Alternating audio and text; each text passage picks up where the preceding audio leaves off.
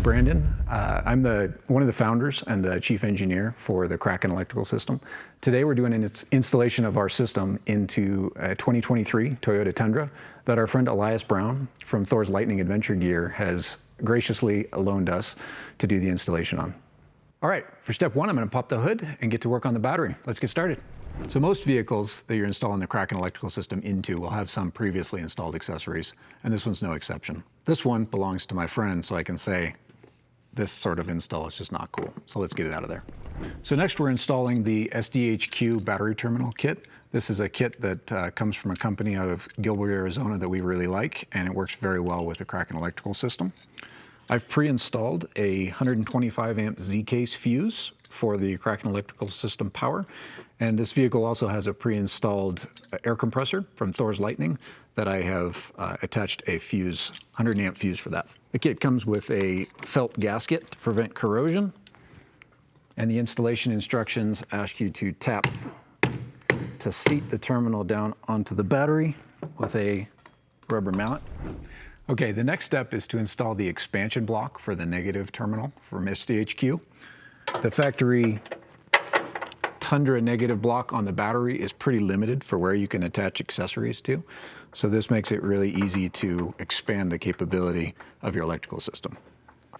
Okay, now that that's mounted securely, we can attach it to the factory ground post and reconnect the positive terminal .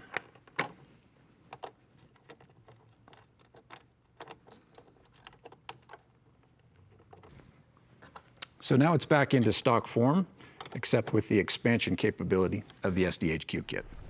Okay, now that we've got the battery terminal kit installed, we need to remove the factory hold down bracket for the battery. This is a kind of flimsy little bracket from Toyota that we replaced with a much upgraded version that also holds down the Kraken Electrical System core unit.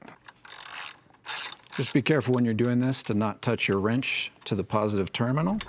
Okay, the next step is installing the Kraken Electrical System vehicle-specific mount, which you can see here. I've pre-installed it in the right location. It replaces exactly the same footprint as the factory hold-down mount and provides a location here to mount the Kraken Electrical System core unit to.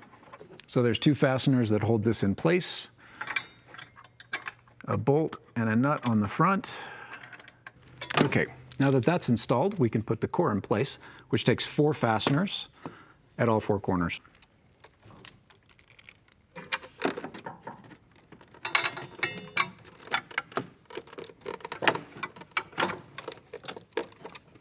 Be careful not to touch the positive terminal to any of these exposed components to avoid arcing.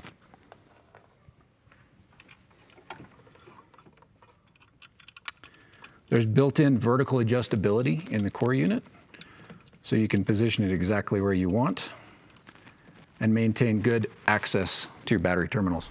Okay, next step is to install the positive cable to the Kraken Electrical System onto that 125 amp fuse.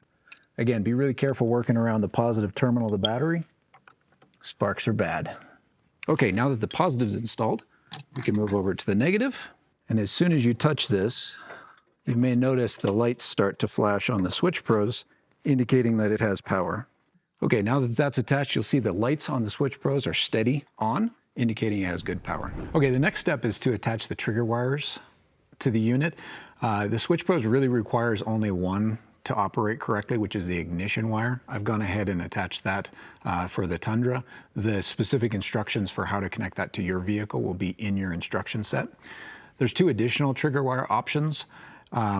Every vehicle is different and every build is different, and you know best how you want to connect these, but a couple examples of how you might use this is the reverse wire, so the reverse circuit on your vehicle. If you have scene lights or something rear facing, maybe a chase light that you want to use while you're operating the vehicle, it's also helpful to have that come on automatically when you put the vehicle in reverse, so some people hook it up that way. Other options are connecting to daytime running lights, that circuit if you want like the backlight for your light bar or LP9 or something like that to come on with the running light circuit. So the next step is going to be routing the keypad control panel for the Switch Pros. So I'll go ahead and do that now.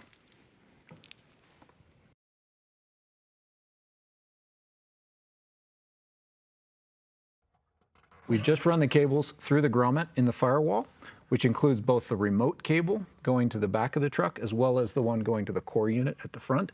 And because we have both of those keypads, we have to have this splitter in place.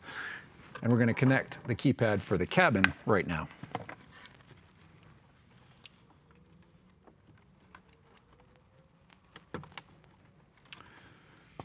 Once that's connected, all you have to do is push it into place.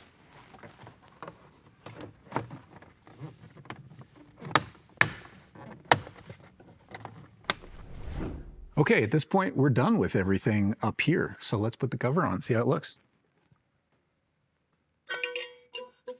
We've got 4 M4 screws to install here.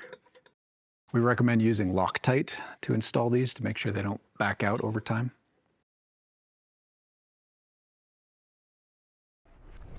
Okay, the next step is to connect the remote tether wire that's going to go over to the remote unit at the back of the vehicle or wherever you have it installed. May be helpful to have a step ladder to get up in there. Make sure you hear the audible click.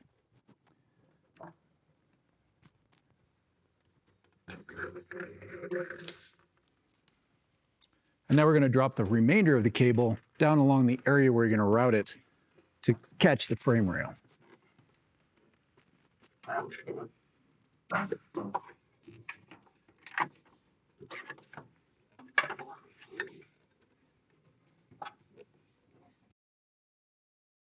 Okay, I've dropped the cable down along the frame rail to go under the vehicle out of the engine bay, and the next step is to route it along the frame rail to the rear of the vehicle. So here you can see where I've routed the remote tether wire on the top of the frame rail and zip tied it along the way to the brake line fittings, which provide a nice secure and protected location for the tether. And then right at the point where the bed meets the cab, we have a service loop that you size depending on your installation location for the remote unit. And then we go straight up between the cab and the bed and up over into the bed. All right, so here we have the remote unit. That's an optional component of the Kraken Electrical System that breaks out half of the Switch Pro circuits and puts them in the back of the vehicle. So it's more convenient to connect your accessories that are in the back of the vehicle. When you receive your unit, your remote unit, it's going to look like this. It mounts on the bottom with 4 holes. In this case, we have a custom bracket that we've made to install the unit to these existing load accessory bars on the side of this bed rack. We're going to connect up the Thor's Lightning compressor that was pre-installed in this unit directly to this remote unit, so it's a really convenient installation location. We've already pre-installed and run the cables along the frame rail that connect the core in the front of the vehicle to the remote unit here. So I'm going to connect those cables now.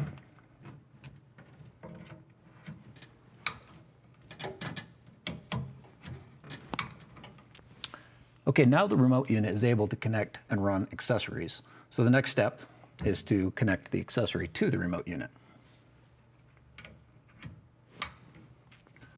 Okay, now we're going to connect the remote keypad cable into the remote unit. You do that with the supplied grommet, route the cable through the grommet, and then push the grommet into the unit until it's secure. This helps keep dust out of the remote unit itself. Once that's installed, we'll attach the keypad to the cover. But first, I have to secure the cabling for both the remote unit and the remote keypad mount.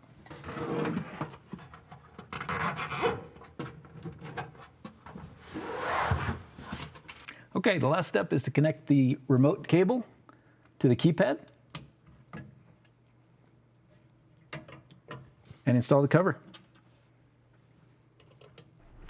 One of the great things about the Kraken Electrical System is its plug-and-play nature. Allows you to quickly remove and add accessories in and out of your vehicle if you don't want to have them installed all the time. What we have here is a zone cable that is not specific to any accessory. It works with all accessories. And then we have an accessory specific adapter, in this case for an AirB refrigerator, that I'm going to install now.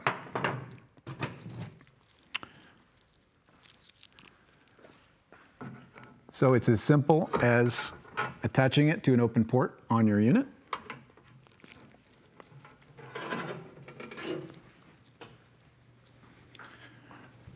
Routing it to where you want it in the vehicle, and this can stay installed all the time. Connecting your accessory specific adapter.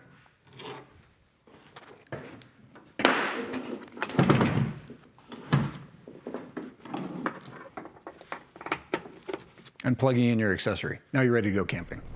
Okay, we've finished up the install. Now's a good time to check your torque settings and electrical connections, make sure everything's functional and tight. And at this point, I'd like to say thank you to Elias from Thor's Lightning Adventure Gear for loaning us his truck, and looking forward to seeing you on the trails. All right, Elias, let's show you what we put in your vehicle. I'm so excited. Brandon, show me. All right, so this is the Kraken Electrical System core. We've mounted it to your battery with a custom mount that attaches it to the vehicle. And we've routed the cable to the remote unit, which is in the bed, and that's where we hooked up your compressor. So that the cable routes directly down along the frame rail and up between the cab and the bed, connects to the remote unit, and that's how you turn it on and off. Brandon, I gotta tell you, this looks amazing. I'm so excited. It's a huge step up from the rat's nest of wiring that was in there before. And I'm proud to open my hood and see that Kraken Electrical System core box right there.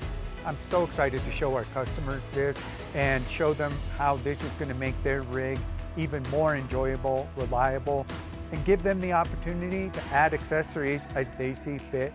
Thank you so much. I'm excited for this partnership between Thor's Lightning and Kraken Electrical System. Well, I sure appreciate the opportunity to work on your rig. Absolutely, Brandon. Thank you so much, man. Thank you.